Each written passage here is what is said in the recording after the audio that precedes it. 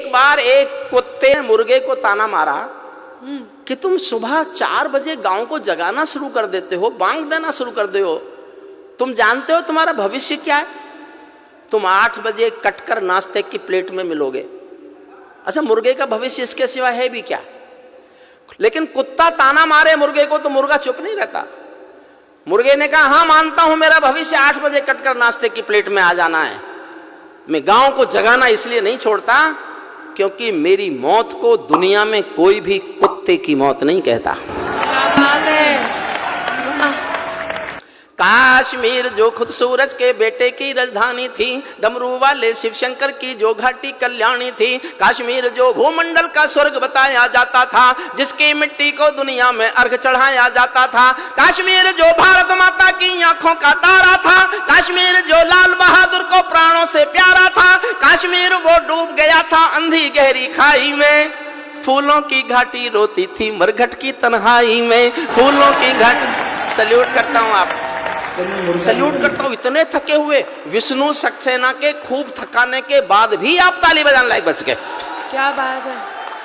काश्मीर वो डूब गया था अंधी गहरी खाई में, फूलों की घाटी रोती थी मरघट की तन्हाई में, वो अग्नि गंधा मौसम मलबेला था, गंधों के घर बंदूकों का मेला था, मैं भारत की जनता का संबोधन हूँ, आंसू के अधिकारों का उद्बोधन हूँ, इसीलिए दरबारों को दर्पण दिखलाता फिरता था, इसीलिए दरबारों को दर्पण दिखलाता फिरता था, मैं घायल घाटी के दिल की धड़कन गाता फिरता था, मैं घायल घाटी के 29 साल मैंने 1990 में कविता लिखी थी। और आदरणीय कठेरिया जी, आपको जानकर आश्चर्य होगा, इस कविता को मैंने 1990 में जब सबसे पहली बार लिखा तो मेरे पहले श्रोता थे श्रद्धेय अटल बिहारी वाजपेयी और श्रद्धेय लालकृष्ण अडवाणी। दोनों बैठ के रोए थे, दोनों बैठ के रोए थे। वाजपेयी साहब एक बार लाल किले में आए थे और मैं कश्मीर पढ़ रहा था। मैंने उनसे कहा, आप देश के प्रधानमंत्री बन गए और कश्मीर की हालत फिर भी नहीं सुधरी तो इससे भी सख्त कविता सुनने को तैयार रहना। फिर मुझे पता चला वो 6 साल इसीलिए उदास रहते थे क्योंकि उनके समय में तो हुआ नहीं था जो अब हुआ। मन से सुनिए, मैं अपना मन पूरा इस कविता के साथ आपसे जोड़ना चाहता हूँ। इसीलिए दरबारों को दर्पण दिखलाता फिरता था, मैं घायल घाटी के दिल की धड़कन गाता फिरता था, हमने नारों में गाया था सब कश्मीर हमारा था, जब जब भी छू कर देखा हिम चोटी में अंगारा था, काश्मीर था जहाँ तमंचे थे केसर की क्यारी में, काश्मीर था जहाँ तमंचे थे केसर की क्यारी में, काश्मीर था जहाँ रुदन था बच्चों की किलकारी में, काश्मीर था जहाँ तिरंगे झंडे फाड़े जाते थे, 47 के बंटवारे के घाव उघाड़े जाते थे, काश्मीर था जहां हौसलों के दिल तोड़े जाते थे, खुदगर्जी में जेलों से हत्यारे छोड़े जाते थे, खुदगर्जी में जेलों से हत्यारे छोड़े जाते थे, अपहरणों की रोज कहानी होती थी, धरती मैया पानी पानी होती थी, झेलम की लहरें भी आंसू लगती थी, गजलों की बहरें भी आंसू लगती थी, मैं आंखों के पानी को ललकार बनाता फिरता था, मैं आंखों के पानी को ललकार बनाता फिरता था, मैं घायल घाटी के दिल की धड़कन गाता फिरता था, मैं घायल घाटी के दिल की। काश्मीर था जहां गर्द में चंदा सूरज तारे थे, झरनों का पानी रक्तिम था झीलों में अंगारे थे, काश्मीर था जहां फिजाएं घायल दिखती रहती थी, गर्म हवाएं घाटी का राशि फल लिखती रहती थी, काश्मीर था जहां दरिंदों की मनमानी चलती थी, घर घर में एक 56 की दर्द कहानी चलती थी, काश्मीर था जहां हमारा राष्ट्रगान शर्मिंदा था, समर्थन करना जी भर के करना, काश्मीर था जहां हमारा राष्ट्रगान शर्मिंदा था, भारत माँ को गाली देकर भी खलनायक जिंदा था, भारत माँ को गाली देकर भी खलनायक जिंदा था, काश्मीर था जहां देश का सिर झुकाया जाता था। और जिस दिन ये घटना घटी मैंने उस दिन पंक्ति लिखी थी, समझ जाओ किसी को पिछली याद हो तो समर्थन करना।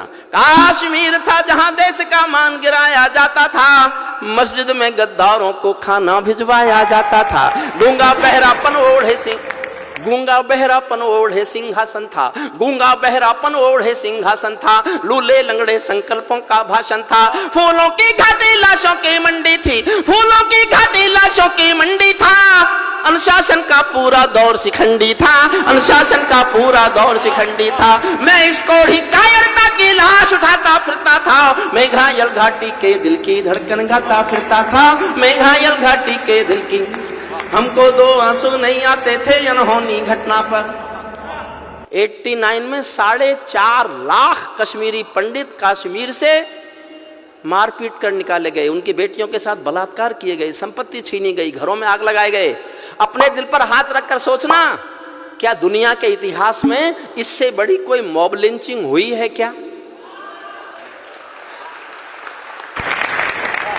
आज किसी की गलती से एक हत्या पर देश में शोर मचा देते हैं, ये मॉब लिंचिंग है, होनी नहीं चाहिए। मैं समर्थन नहीं करता उसका, लेकिन 4.5 लाख लोगों का घर से बाहर निकाल देना अगर मॉब लिंचिंग नहीं थी तो हिंदुस्तान में कोई मॉब लिंचिंग होती नहीं। हमको दो आंसू नहीं आते थे, मेरा साथ देना, मैं इतिहास खोल रहा हूं। हमको दो आंसू नहीं आते थे अनहोनी घटना पर, थोड़ी सी चर्चा होती थी बहुत बड़ी दुर्घटना पर। राजमहल को शर्म नहीं थी, घायल होती छाती पर, भारत मुर्दाबाद लिखा था श्रीनगर की छाती पर। मन करता था फूल चढ़ा दूं लोकतंत्र की अर्थी पर। भारत के बेटे निर्वासित हो गए अपनी धरती पर, भारत के बेटे निर्वासित हो गए अपनी धरती पर। वे घाटी से खेल रहे थे गैरों के बलबूतों पर, जिनकी नाक टिकी रहती थी पाकिस्तानी जूतों पर। कश्मीर को बंटवारे का धंधा बना रहे थे वे, कश्मीर को बंटवारे का धंधा बना रहे थे वे। जुगनू को बैसाखी देकर चंदा बना रहे थे वे, फिर भी खून सने हाथों को न्योता था दरबारों का। जैसे सूरज की किरणों पर कर्जा हो अंधियारों का, जैसे सूरज की किरणों पर कर्जा हो अंधियारों का। कुर्सी भूखी थी नोटों के थैलों की, कुर्सी भूखी थी नोटों के थैलों की, कुलवंती दासी हो गई रखेलों की। एक नाम लेता हूं कविता में, उसका नाम सुनकर आपके दिल में आदर की, प्यार की, सम्मान की हिलोर उठे तो उस हिलोर को तालियों में बदल देना। कुर्सी भूखी थी नोटों के थैलों की, कुलवंती दासी हो गई रखेलों की। घाटी आंगन हो गई खूनी खेलों की, बहुत जरूरत थी सरदार पटेलों की, बहुत जरूरत थी सरदार पटेलों की। मैं घाटी के आंसू का संतरास मिटाता फिरता था, मैं घायल घाटी के दिल की धड़कन गाता। एक छंद पढ़ रहा हूं साहब। भारत मां को इस समय सोने दो, बड़ी मुश्किलों से इस बहादुर सरकार की कोशिशों के बाद भारत मां सुकून से सोने की हालत में आ गई। वाह वाह वाह वाह वाह, बहुत बढ़िया। मैं एक छंद पढ़ रहा हूं। जब चौराहों पर हत्यारे महिमा मंडित होते थे, जब चौराहों पर हत्यारे महिमा मंडित होते थे, भारत मां की मर्यादा के मंजर खंडित होते थे। जब कृष भारत के नारे थे गुलमर्गा की गलियों में, शिमला समझौता जलता था बंदूकों की नलियों में। तो केवल आवश्यकता थी हिम्मत की खुददारी की, तो केवल आवश्यकता थी हिम्मत की खुददारी की।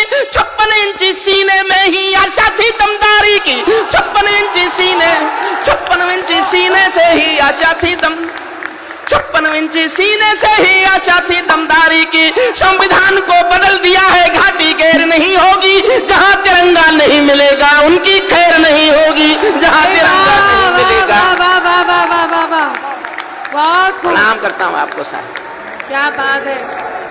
इसीलिए आवश्यकता थी हिम्मत की खुददारी की, 56 इंची सीने से ही आशा थी दमदारी की। संविधान को बदल दिया है घाटी गैर नहीं होगी, जहां तिरंगा नहीं मिलेगा उनकी खैर नहीं होगी। जिनको भारत की धरती न भाती हो, भारत के झंडों से बदबू आती हो, जिन लोगों ने मां का आंचल फाड़ा हो, दूध भरे सीने में चाकू गाड़ा हो, मैं उनको चौराहों पर फांसी चढ़वाता फिरता था। मैं घायल घाटी के दिल की धड़कन गाता फिरता था, मैं घायल घाटी के दिल की। अंतिम छंद पढ़ता हूं। अभी उधर से बयान आते हैं हमारे पास 1 पाव का एटम बम है, हमारे पास आधी किलो का एटम बम है।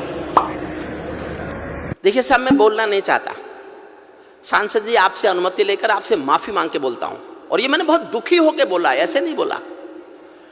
रोज डराता है हमको एटॉमिक युद्ध होगा, एटॉमिक युद्ध होगा। मैंने कुछ मेरे दोस्त साइंटिस्ट हैं उनसे पूछवाया कि मान लो एटॉमिक युद्ध हो ही जाए, क्योंकि उसका भरोसा क्या? जो दुनिया में किसी के भरोसे लायक नहीं है, हमारे लायक तो होगा ही क्या? मान लो हो ही जाए तो क्या होगा? बोले जी दोनों देशों के 25-25 करोड़ लोग मर जाएंगे।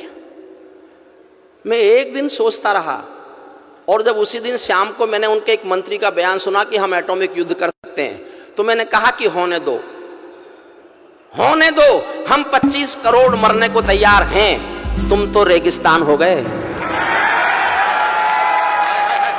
बचा क्या? अगर तुम अपने को पूरा मिटाकर हमारे थोड़े से कम कर दो तो हमें कोई नुकसान नहीं है। हमको जनसंख्या नियंत्रण कानून लाने की भी जरूरत नहीं है। फिर अंतिम पंक्तियां सुन लीजिए। अमरनाथ को गाली दी थी भीख मिले हथिया, ये अच्छी बात नहीं है जो मैं कह रहा हूं, लेकिन दुखी होके कह रहा हूं। अमरनाथ को गाली दी थी भीख मिले हथियारों ने, अमरनाथ को गाली। अंतिम पंक्ति पर और जोश देना, फिर तय करेंगे कि आगे क्या करना है। अमरनाथ को गाली दी थी भीख मिले हथियारों ने, चांद सितारे टांक लिए थे खून लिपि दीवारों ने, इसीलिए नाकाम रही है कोशिश सभी उजालों की, क्योंकि ये सब कठपुतली है रावलपिंडी वालों की। अंतिम एक चुनौती दे दो सीमा पार पड़ोसी को, गीदड़ कायरता ना समझे सिंहों की खामोशी को। हमको अपने खट्टे मीठे बोल बदलना आता है, हमको अब भी दुनिया का भूगोल बदलना आता है, हमको अब भी दुनिया का भूगोल।